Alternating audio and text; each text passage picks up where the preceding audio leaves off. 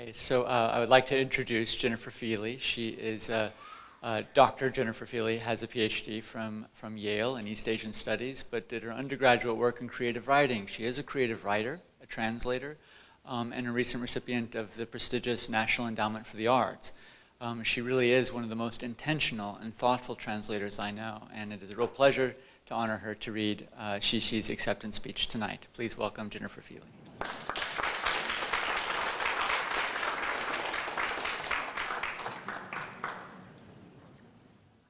So I'm going to read Xixix's speech that she wrote, but first I just want to remark that there is so much joy and love in this room for Xixi and for all the Jueju winners. It's very moving, especially because Xixi was an elementary school teacher. So I think to see so many children honored today along with her is very, it's very suitable for the occasion. Thank you to all of the jurors, organizers, and staff members. I'm very happy to come to the United States for the first time. My ancestral home is Zhongshan, Guangdong, the birthplace of Dr. Sun Yat-sen. But I was born in Shanghai, where my family moved 2 generations ago. In Shanghai, my elementary school classmates would tease me, calling me wonton noodles. Wonton noodles are a Cantonese specialty. In those days, there was a small Cantonese community in the Hongkou district of Shanghai, where everyone spoke Cantonese and frequented a Cantonese tea house to eat dim sum and Cantonese mooncakes. And so I regarded the Cantonese tea house, shrimp hao gao, siomai, and lotus seed paste mooncakes as my hometown. My mother tongue is Cantonese, but I spoke Mandarin at school and Shanghainese with my friends. When I was 12 years old, I came to Hong Kong with my parents. In middle school, I started out in the Chinese section, later transferring to the English section of the same school. Some of the teachers were British, and I began learning English. I'm sorry to say that I've hardly used English over the past 60 years. Most of it has been returned to the teachers. At present, I can only read it, but that's not true because, yeah. My language background is all jumbled up, as are my living habits, but I don't find this to be jarring. Hong Kong is such a city, a fusion of Chinese and Western elements. Most people here speak Cantonese and write in vernacular Chinese, more or less a mixture of Hong Kong Cantonese vocabulary and English grammar. As such, I never felt homesick, and I quickly became a real Hong Konger. Hong Kong is a place like no other. I experienced 2 wars in the mainland. The first occurred when I was still young and left no impression on me. The second profoundly affected me, as I describe in my novel Birds of Passage. I'm grateful to my parents for bringing me to Hong Kong. Some people used to refer to Hong Kong as a cultural desert, which is incorrect. In the 1950s and 1960s, the mainland and Taiwan were still fairly closed, whereas Hong Kong was a cultural oasis. Hong Kong popular culture used to be all the rage throughout Southeast Asia. Meanwhile, contemporary philosophers such as Mo Zhongshan, Tang Junyi, and Lou Xiguang completed their treatises in Hong Kong. Back when I started writing, I could watch French New Wave films and masterpieces from the Italian and Japanese luminaries. I could read Chinese fiction and poetry from the May 4th era, works that were mostly banned in the mainland and Taiwan. Of course, I could also read European and American poetry. I was fond of Auden's writings on wartime China. When I was young, just like other young people at the time, I played the guitar and sang Bob Dylan songs, though America was so far away. As long as you didn't take to the streets to protest, the Hong Kong colonial government allowed you to read and write whatever you wanted, although there was no democracy. I cherished this freedom.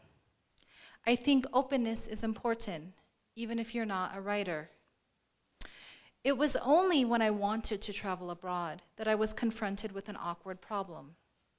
I wasn't a British citizen, nor was I considered a Chinese citizen. I only had a CI. What is a CI? It was a certificate of identity that simply proved I was a permanent resident of Hong Kong. For overseas travel, the government issued this document as a measure of expediency. I used this document to travel to many places. It turned out I was merely a citizen, devoid of any nationality. As 1997 approached, people wrestled with the question of identity. Many young people are still wrestling with this question today. Don't assume that a change in governance is an easy fix. I have tried to convey my thoughts on this issue in various works of fiction. I think that fiction can best express my complex thoughts on this matter, given that there is more space and there are more readers. And so, for a while, my poetry writing dwindled. But I began my literary career by writing poetry. During my younger days, I published my fair share of juvenile poems that were rough around the edges and now make me blush. My first editing job was for the poetry section of a newspaper. Before Dr. Tammy Lai Ming Ho informed me that I'd won the Newman Prize for Chinese Literature, coincidentally, I'd already taken up poetry writing again. Over the past few months, I've written a number of poems. My poetic muse has returned. The writing is still rough around the edges, but I no longer blush, since there's nothing I can do about it anyway. The Hong Kong experience is actually a treasure trove for writing. Because of our unique cultural context, perspective, way of thinking, and manner of expression, Hong Kong writers are different from other Sinophone writers, and undeniably are a boon to the Sinophone world. Hong Kong's fiction has always been outstanding. As for its poetry, you'll be amazed. In this small place where money talks, there are many poets, and they all write well. Allow me to highlight a few of the younger ones. Liu Weitong, Zhong Guogeng, Lok Feng, and Lo Weixing each have their own unique style, and there are numerous others. Of course, there is also the older generation, which includes Huai Yuan, Yam Gong, Guan Mungnam, Yu Feng, and Hu Furen, who's sitting right here. As it so happens, Dr. O Gitzing, who also is sitting here and has been kind enough to accompany me to Oklahoma, is also a rather good poet. Frost said, "Poetry is what gets lost in translation." On the other hand, if the translation is stellar, why can't poetry gain new life in translation? The truth is, even knowing 10 languages is not enough. We must rely on translations to read Borges, Rilke, and Tolstoy, or the Bible and Buddhist scriptures. Different languages don't hinder our communication. You open a new window. Sometimes it's foggy, and sometimes you're greeted with gorgeous scenery, thanks to another beautiful set of eyes. Renowned Chinese writers such as Mo Yan, Han Shaogong, and Wang Anyi, all previous winners of this prize, have been deeply inspired by translation. I am fortunate to have a good translator, and this is very embarrassing for me to read, but I am grateful to Jennifer for translating my poems. Her translations themselves are excellent creations. This award, established by the Institute for U.S.-China Issues, is particularly meaningful at this point in time. I don't know whether you agree with me that literary exchange produces the most precious, the farthest reaching, and the longest lasting results. I've written a poem entitled A Salute to Translators. I've asked Jennifer to do me the favor of translating it and read it aloud. A salute to translators. I see a young friend in the bookstore. He comes over, asks whether I buy books in the original language or in translation. Translations, he accentuates, are rife with mistakes, misinterpretations, additions, and deletions. He maintains that when reading foreign language works, one must be well acquainted with the original text to avoid being led astray. Oh yes, if only I had a Tower of Babel, keys to every house, scoping out the various layouts, admiring each and every object, attuned to each unique sound, the fruits of blood and sweat. But I'm not young anymore. Friend, were it not for someone guiding me in a language I can understand, how would we know each other?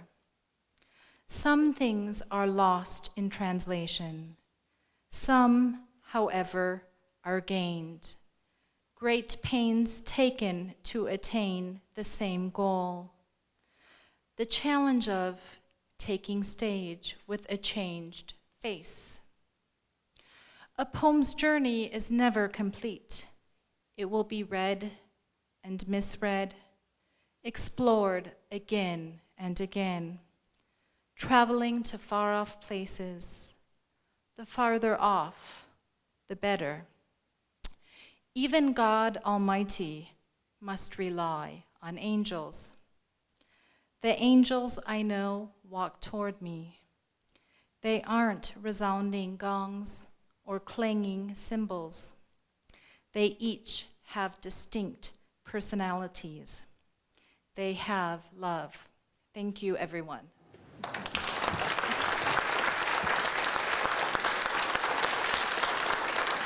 And Shishi said she actually would like to come say a few things.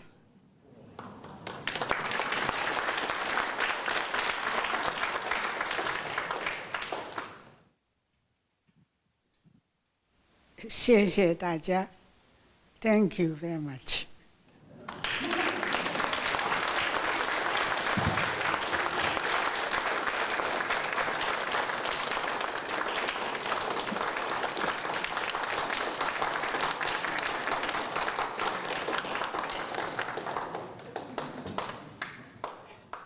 And with that, we conclude the 6th Newman Prize for Chinese Literature.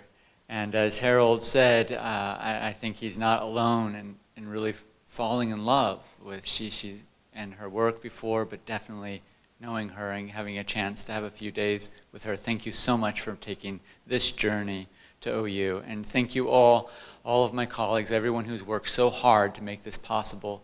And of course, to the Newmans, thank you for your enduring support and vision. It is so important. It is, in fact, so vital that we not only write, but that we read each other. And a prize tells people what to read, and I'm so glad that people will hear that they need to read, that they need to read more Shishi. Thank you so much, and have a good evening.